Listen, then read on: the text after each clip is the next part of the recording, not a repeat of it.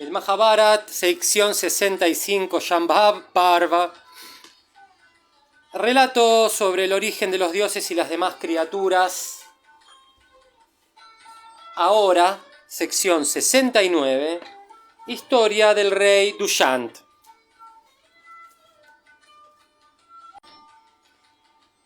Dijo Janamjay: deseo escuchar de tu boca acerca del nacimiento y la vida del exaltado Bharat, y sobre el origen de Shakuntal. Y además, oh santo varón, deseo escuchar acerca de Dushyanta, ese león entre los hombres, y cómo fue que ese héroe ganó a Shakuntala. A ti te compete referirme todo eso, oh conocedor de la verdad, y primero entre todos los hombres de inteligencia. Dijo Vaishampayan: en una ocasión, el armipotente rey Dushyanta se dirigió al bosque acompañado por una gran fuerza, y se llevó consigo cientos de caballos y elefantes. Y la fuerza que acompañaba al monarca era de 4 clases: infantes, guerreros en carro, de a caballo y en elefantes. Todos héroes armados con espadas y dardos, y que llevaban en sus manos fuertes clavas y mazas. Y rodeado por centenares de guerreros armados con lanzas y picas en sus manos. El monarca salió de viaje, y mientras el rey marchaba se producía un tumulto ensordecedor entre los rugidos como de león de los guerreros y los sonidos de las caracolas y el batir de tambores, con el rechinar de las ruedas de los carros y los berridos de enormes elefantes, que se mezclaban con el relinchar de los caballos y el entrechocar de las armas de los concurrentes, diversamente armados y vestidos. Y desde las terrazas de hermosas mansiones, damas dotadas de gran belleza contemplaban a tan heroico monarca, conquistador de su propia fama. Y las damas veían que era semejante a Shakra, el matador de enemigos, capaz de rechazar a los elefantes de sus adversarios. Y creían ellas que él era el portador del rayo en persona, y decían: ahí va ese tigre entre los hombres, que en la batalla es por su destreza igual a los Vasus, y que por el poder de sus armas no deja enemigo vivo. Y diciendo estas cosas, las damas en su afecto le agradecían al monarca, derramando flores sobre su cabeza. Y el rey, seguido por los más destacados de los brahmines, que pronunciaban bendiciones a lo largo de todo el camino, con gran alegría de corazón avanzó hacia el bosque, deseando matar ciervos. Y muchos brahmines, kshatriyas, vaishyas y shudras acompañaron al monarca, que era semejante al rey de los celestiales, sentado en el lomo de un orgulloso elefante. Los ciudadanos y las demás clases acompañaron al monarca durante un trecho y finalmente se abstuvieron de proseguir por orden del rey. Y entonces el rey, tras ascender a su carro de alada velocidad, llenó la tierra entera y hasta los cielos con el retumbar de las ruedas de su carro. Y mientras avanzaba, vio a su alrededor una floresta semejante al propio Nandan, el jardín celestial, y ésta se hallaba llena de árboles de bilba, arca, candira, capita y dava. Y vio que el suelo era desparejo y que estaba sembrado de bloques de piedra caídos de los macizos vecinos. Y vio que no había por allí ni agua ni seres humanos, y que se extendía a lo largo de muchas yojanas, y se hallaba lleno de ciervos, leones y otros terribles animales de presa. Y el rey Dushyanta, aquel tigre entre los hombres, agitó aquella floresta asistido por sus seguidores y los guerreros de su comitiva, matando a numerosos animales. Y Dushyanta, tras atravesarlos con sus flechas, abatió a numerosos tigres que se encontraban dentro de su alcance, y el rey hirió a muchos otros que se encontraban demasiado distantes, y mató a muchos de los que se acercaron demasiado con su pesada espada. Y aquel descollante entre todos los que utilizan dardos mató a muchos animales disparándoles sus dardos. Y aquel rey de inconmensurable destreza, perito en el arte de arrojar la masa, recorrió el bosque. Y el rey se paseó por aquí y por allá, matando a los habitantes de la espesura, algunas veces con su espada y otras veces mediante veloces golpes de su maza y su pesada clava. Y cuando el bosque fue perturbado de aquel modo por el rey, dotado de portentosa energía, y por los guerreros de su séquito, que disfrutaban de los deportes marciales, los leones comenzaron a huir en multitudes, y las huestes de animales, privadas de sus líderes, comenzaron a emitir fuertes aullidos. Mientras huían en todas las direcciones, presas del temor y la ansiedad. Y fatigados de tanto correr, comenzaron a caer por todas partes, imposibilitados de saciar su sed por encontrarse con los lechos de los ríos completamente secos. Y muchos de los que así cayeron fueron comidos por los guerreros hambrientos, en tanto que otros fueron comidos después de haber sido destrozados, como era debido, y asados en hogueras que encendieron los soldados.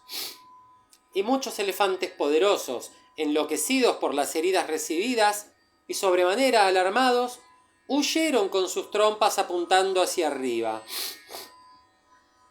Y esos elefantes salvajes, con los síntomas usuales de alarma, tales como orinar y expulsar el contenido de sus estómagos y vomitar sangre en grandes cantidades, pisotearon en su huida a muchos de los guerreros, matándolos.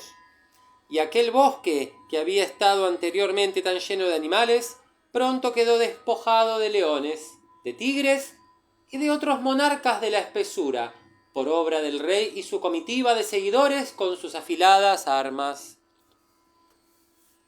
Sección 70. Dijo Vaishampayan. Entonces el rey y sus seguidores, tras haber matado a miles de animales, penetraron en otro bosque con intenciones de cazar, y asistido por un solo acompañante, y fatigado por el hambre y la sed, se topó con un enorme desierto en las lindes del bosque, y tras haber cruzado aquella planicie estéril, el rey dio con otro bosque lleno de ermitas de acetas, hermoso de contemplar, deleitable al corazón y de brisas frescas y agradables. Y se hallaba lleno de árboles cubiertos de capullos, con el suelo tupido del pasto más verde y más tierno, que se extendía por muchas millas, y que resonaba con las dulces notas de los cantores alados, y vibraba con las notas del coquila macho, y con el chirrido de las cigarras. Y se hallaba lleno de magníficos árboles con sus ramas extendidas, que formaban un dosel umbrío, y las abejas revoloteaban por todas partes sobre floridas enredaderas, y en cada sitio había hermosas glorietas, y no había árboles sin fruto, ninguno que tuviera espinas, ninguno alrededor del cual no se agolparan las abejas, y todo el bosque resonaba con la melodía de los coros alados, y se hallaba adornado con flores de todas las estaciones, y había sombra refrescante bajo los árboles en flor. Tal era el bosque excelente y delicioso al que entró el gran arquero, y los árboles cuyas ramas estaban embellecidas por racimos de flores comenzaron a agitarse dulcemente ante la suave brisa y a hacer llover sus flores sobre la cabeza del monarca. Y los árboles, vestidos en sus floridos atuendos de todos colores, con cantores de dulce garganta posados encima, se hallaban allí de pie en fila, con sus cabezas tocando el mismo cielo. Y alrededor de sus ramas, que se doblegaban por el peso de las flores, las abejas zumbaban en dulce coro, tentadas por la miel.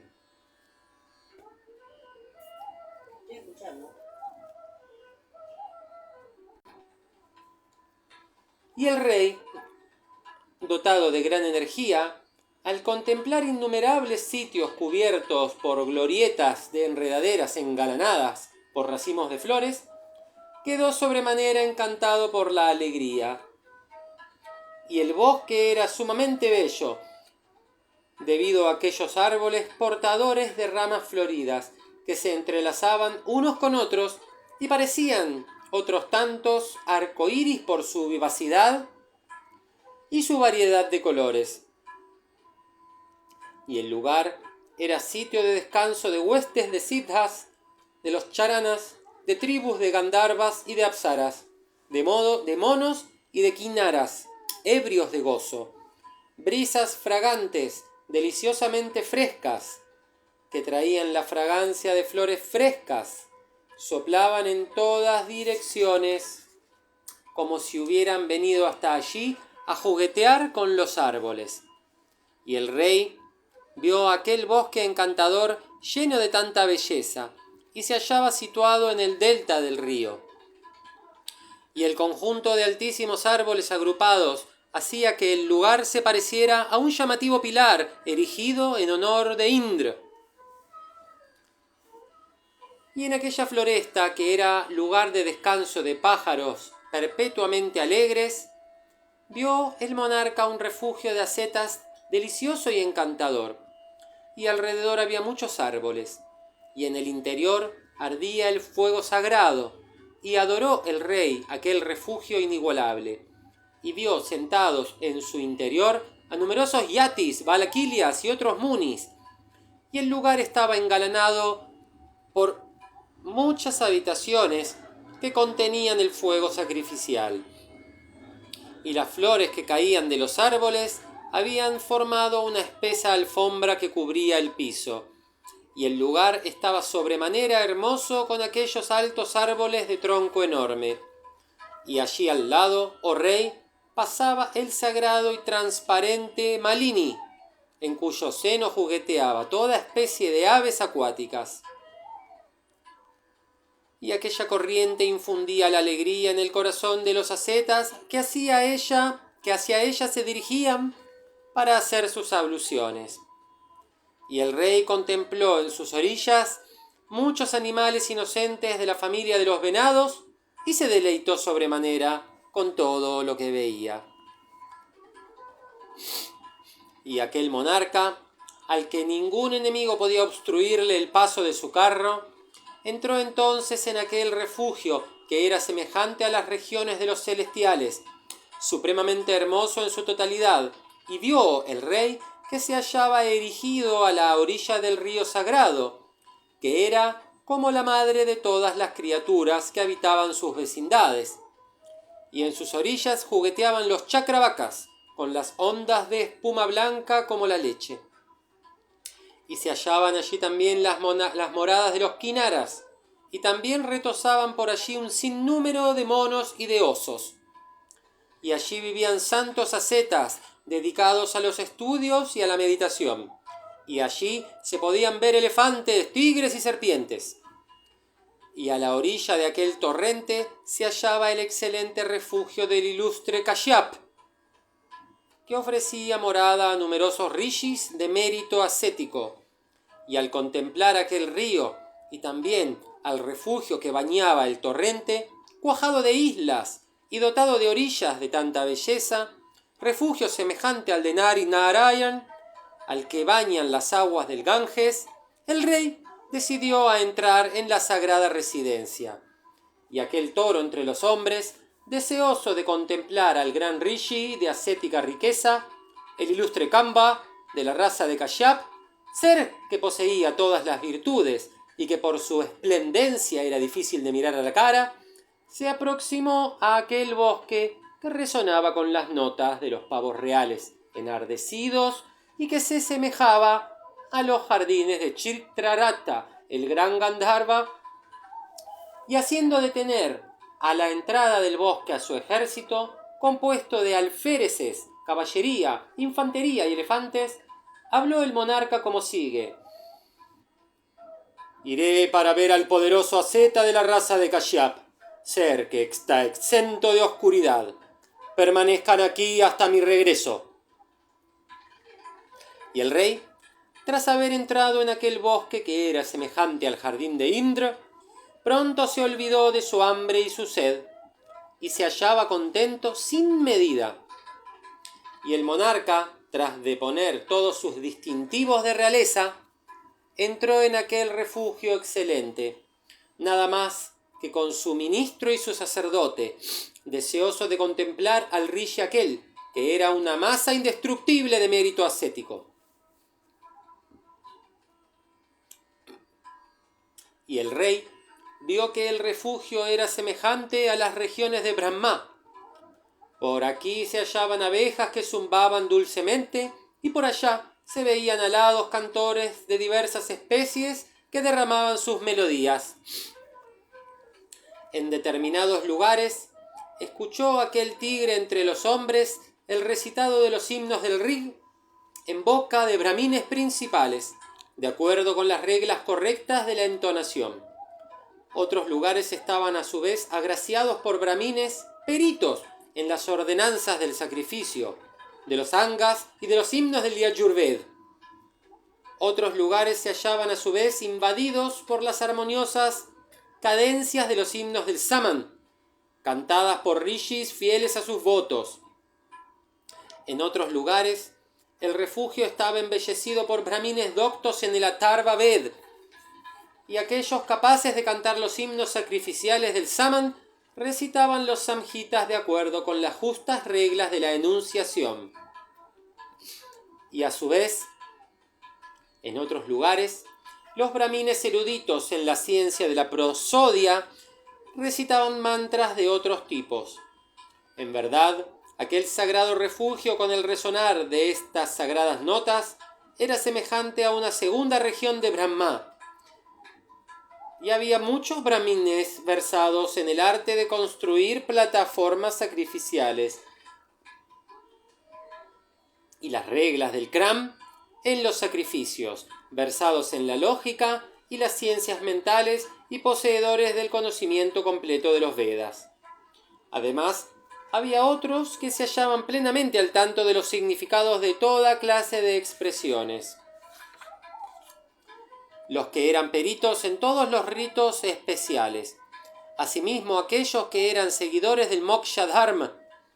Otros, a su vez, que eran hábiles en fundamentar proposiciones, rechazando las causas superfluas y extrayendo las conclusiones correctas. Había quienes poseían conocimiento de la ciencia de las palabras, de la prosodia, del nirukta.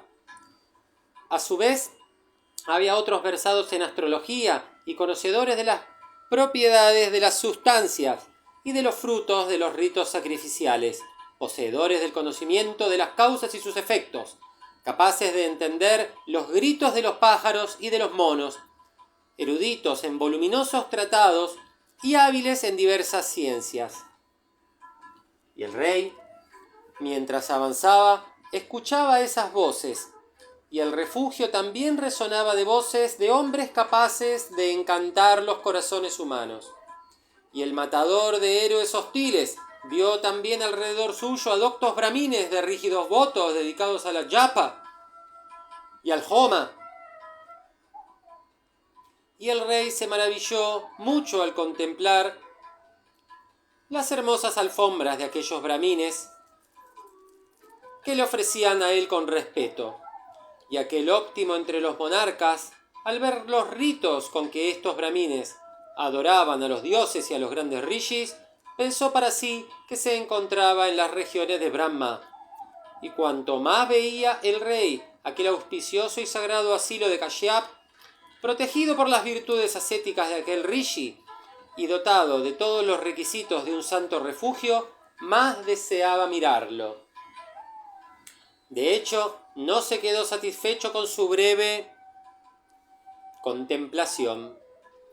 Y por último, el matador de héroes entró acompañado por su ministro y su sacerdote al encantador y sacro retiro de Kashyap, habitado en toda su extensión por rishis de ascéticas riquezas y devotos exaltados.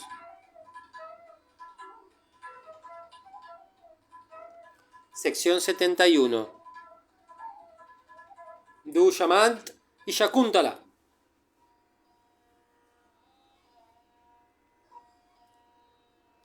Dijo Vaishampayan. Entonces el monarca, al ir avanzando, dejó incluso a su reducida comitiva a la entrada de la ermita, y al entrar solo no vio al Rishi Kamba de estrictos votos, y al no ver al Rishi y ver que su morada estaba vacía, exclamó en alta voz diciendo: ¿Quién hay aquí? Y el sonido de su voz fue devuelto por el eco. Y al escuchar el sonido de su voz, de la morada del Rishi salió una doncella hermosa como la propia Shri, pero vestida como la hija de una seta.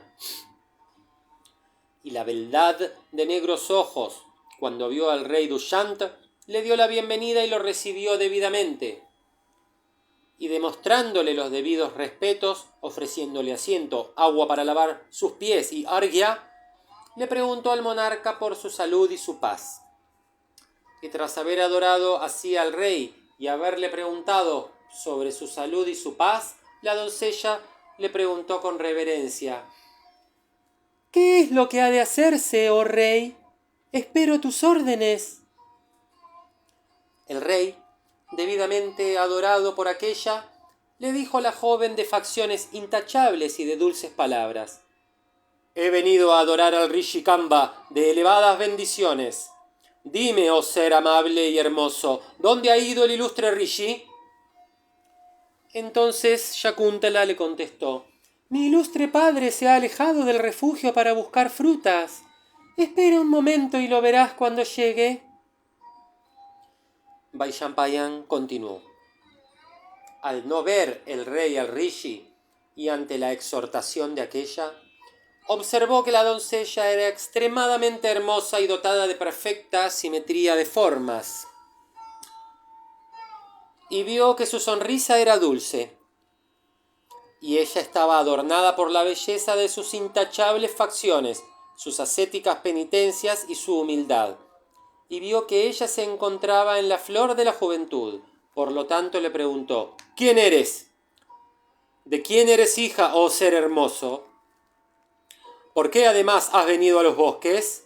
Oh hermoso ser, dotado con tanta belleza y tales virtudes, ¿de dónde has venido? Oh encantadora, con la primera mirada que te dirigí ya me robaste el corazón. Deseo saber todo de ti, por lo tanto, cuéntamelo.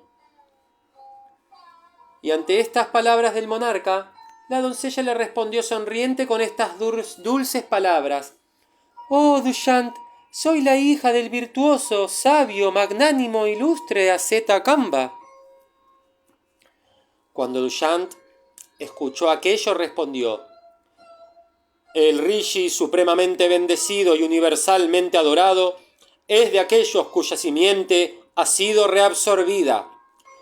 Hasta el mismísimo Dharma podría apartarse de su curso, pero una seta de votos estrictos jamás puede caer de esa manera.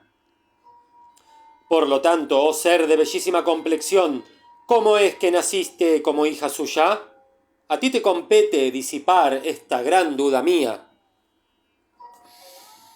Shakuntala le respondió entonces: Escucha, oh rey, lo que he sabido al respecto de todo lo que antaño cayera sobre mí, y cómo llegué a ser la hija del Muni. Había una vez un Rishi que vino aquí y me preguntó por mi nacimiento. Todo lo que aquel ser ilustre Kamba le contestó, escúchalo ahora, oh rey, de mi boca.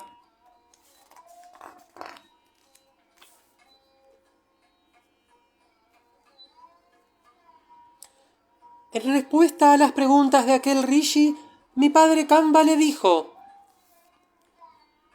Hace mucho tiempo, Vishwamitra, al haberse dedicado a las penitencias más austeras, llegó a alarmar a Indra, el jefe de los celestiales, que pensó que el poderoso asceta de ardorosa energía quería derribarlo de su excelso trono en el cielo, merced a sus penitencias. Así alarmado, Indra mandó llamar a Menaka y le dijo: Oh Menaka, tú eres la primera de las apsaras celestiales. Por lo tanto, oh ser amable, haz por mí este servicio. escucha lo que te diré. Este gran asceta, Vishwamitra, semejante al sol en esplendor, se haya entregado a severísimas penitencias. Mi corazón tiembla de temor. Verdaderamente, oh Menaka de esbelto talle, este es asunto para ti. Debes visitar a Vishwamitra, cuya alma está extasiada en la contemplación y dedicada a las penitencias más austeras, y que podría derribarme de mi sede. Ve y tiéntalo, y al frustrar sus continuas austeridades lograrás mi bien. Haz que sea parte de sus penitencias, oh bella, tentándolo con tu belleza, tu juventud y tu amabilidad, tus artes, sonrisas y palabras. Tras escuchar todo aquello, Menaka le respondió: el ilustre Vishwamitra está provisto de gran energía y es un asceta poderoso. Además, como tú ya sabes, es de temperamento irritable. La energía, las penitencias y la cólera de ese magnánimo ser te han puesto ansioso incluso a ti. ¿Cómo no voy a estar ansiosa yo también? Él fue el que hizo que hasta el ilustre Vashishta soportara la pena de presenciar la muerte prematura de sus hijos. Él fue el que, a pesar de haber nacido como Kshatriya, se tornó posteriormente un Brahmin en virtud de sus penitencias ascéticas. Él fue quien, para el propósito de sus abluciones, creó un río profundo que puede ser vadeado solo con dificultad, y cuya sagrada corriente se conoce con el nombre de Kaushiki. Fue Vishwamitra aquel cuya esposa fue mantenida en época de aflicción por el sabio real Matanga, Trishanku, que en ese entonces vivía como cazador por obra de la maldición de su padre. Fue Vishwamitra el que, al regresar una vez que terminaron las hambrunas, cambió de Kaushik a Pará, el nombre del torrente sobre el que estaba su refugio. Fue Vishwamitra que, en compensación por los servicios de Matanga, llegó a ser su sacerdote para el propósito de un sacrificio. El propio Señor de los Celestiales fue a ese sacrificio a beber del jugo del Som por temor. Fue Vishwamitra el que en su cólera creó un segundo universo y numerosas estrellas, comenzando por Shravan. Fue él quien le otorgó protección a Trishanku, que sufría la maldición de un superior. Me aterra aproximarme a un ser capaz de tales acciones. Dime, oh Indra, ¿qué medidas he de adoptar para no resultar consumida por su cólera? Con su esplendor, él puede incinerar a los 3 mundos. Con su paso, puede hacer que la tierra tiemble. Puede arrancar el gran Meru de la tierra y arrojarlo a cualquier distancia. Puede dar vuelta a los 10 puntos cardinales de la tierra en un instante. ¿Cómo va a tocar siquiera una mujer como yo a alguien tan desbordante de ascética virtud?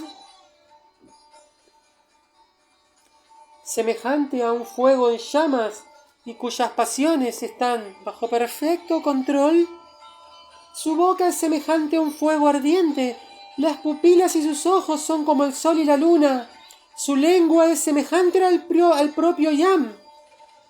¿Cómo habrá siquiera de tocarlo una mujer como yo, oh jefe de los dioses? De solo pensar en sus proezas, Yam, Som, los grandes rishis, los sabias, los vishwas y los valakilias se aterrorizan. ¿Cómo puede mirarlo sin alarmarse una mujer como yo? Sin embargo, ante tus órdenes, oh Rey de los Celestiales, de alguna manera he de aproximarme a ese rishi. Pero elabora algún plan, oh Jefe de los Dioses, para que yo pueda moverme segura cerca de ese rishi bajo tu protección. Pienso que cuando comience a actuar delante del rishi, lo mejor sería que Marut, el dios del viento, se presentara y me despojara de mi vestido, y que por orden tuya también me ayude entonces Manmat, el dios del amor. Además, que Marut traiga en la ocasión las fragancias del bosque para tentar al Rishi.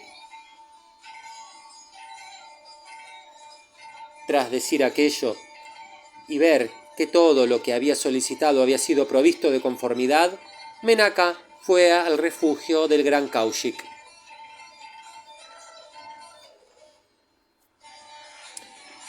Sección 72.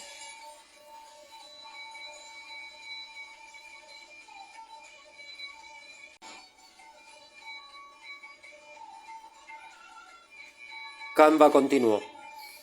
Y Shakra, así exhortado por aquella, le ordenó a quién podría introducirse en cualquier lugar, o sea, el dios del viento, que estuviera junto a Menaka en el momento en que ella se presentara ante el Rishi. Y luego, la tímida y hermosa Menaka entró al refugio y vio allí a Vishwamitra, que por sus penitencias había quemado todos sus pecados, y todavía seguía entregado a las penitencias ascéticas. Y tras reverenciar al Rishi, ella comenzó a juguetear frente a él. Y en ese mismo instante, Marut le robó sus vestiduras, que eran blancas como la luna. Y entonces ella corrió como invadida por una gran timidez, tratando de sujetar su vestido, y como si estuviera sumamente molesta con Marut.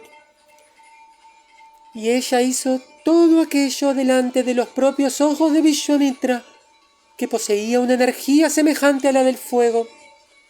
Y Vishwamitra la vio en tal actitud, y contemplándola despojada de sus ropas, vio él que ella era de proporciones intachables.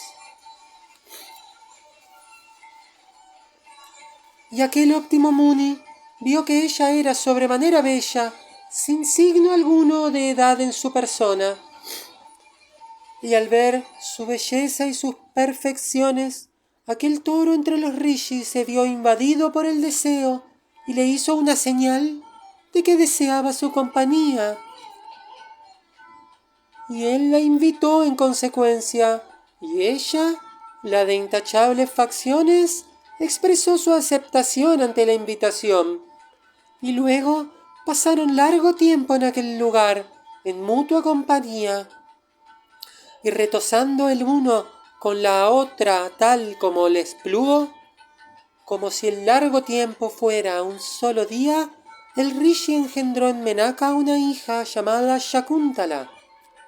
Y Menaka, a medida que avanzaba su preñez, se dirigió a las orillas del río Malini, que atraviesa un valle de las encantadoras montañas del Himavat. Y allí ella dio a luz a esa hija, y dejó a la bebé recién nacida abandonada a la orilla de aquel río y se fue. Y al ver al infante recién nacido en aquella floresta vacía de seres humanos, pero en la que abundaban los leones y tigres, una bandada de buitres se le asentó alrededor para protegerla de todo daño.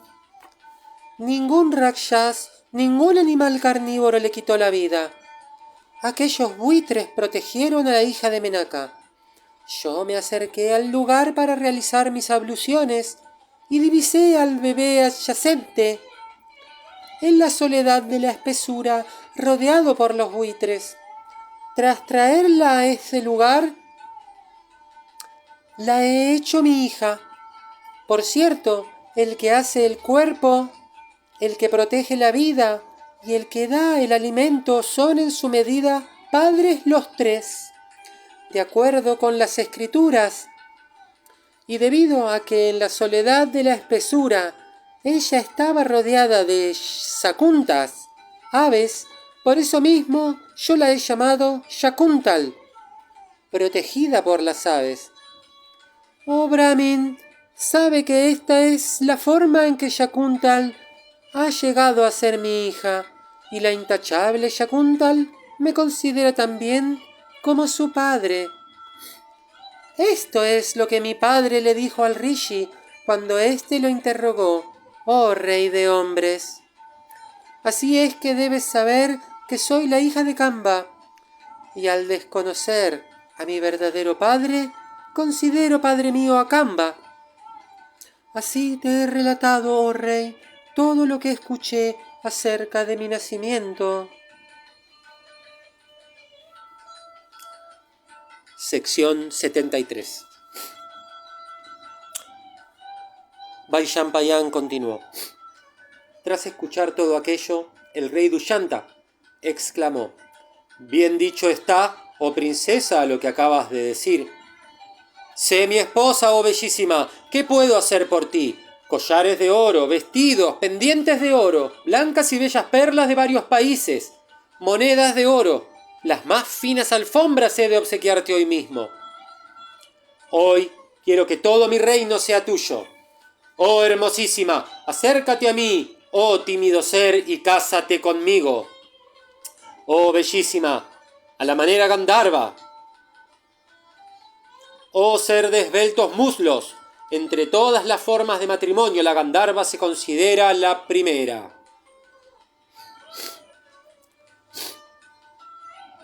Shakuntala, cuando escuchó aquello, le dijo: «Oh rey, mi padre se ha ausentado de este refugio para procurar frutas. Espera tan solo un instante, él te concederá mi persona». Dushyanta le respondió: «Oh bella y sin tacha, deseo que seas la compañera de mi vida. Sabe que existo para ti y que mi corazón está en ti. Verdaderamente, uno es su propio amigo y seguramente uno puede confiar en sí mismo. Por lo tanto, de acuerdo con las ordenanzas, en verdad puedes otorgarte tú misma. En total existen 8 clases de casamientos. Ellos son Brahma, Daiva, Arsha, Prajapatya, Asur, Gandharva, Rakshas y Pishacha, el 8º. Manu, el hijo del autocreado, se ha pronunciado sobre la propiedad de todas estas formas de acuerdo con sus órdenes. Has de saber, oh perfecta, que los primeros 4 son aptos para los brahmines y los primeros 6 para los kshatriyas.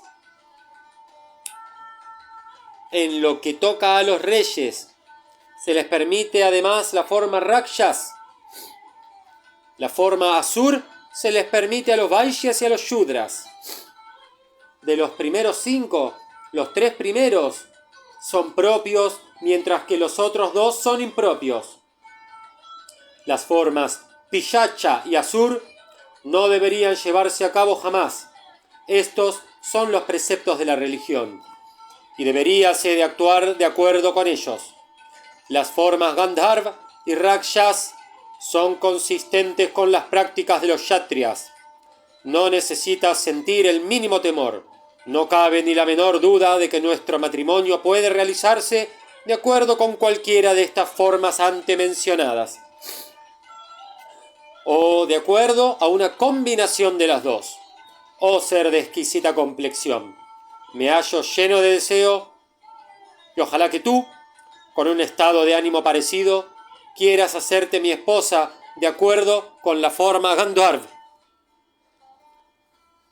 Tras haber escuchado todo aquello, Shakuntala respondió: «Si es este el accionar admitido por la religión, si de veras soy quien puede disponer de mi propia persona, entonces, oh eminentísimo ser de la raza de Puru, oye cuáles son mis condiciones.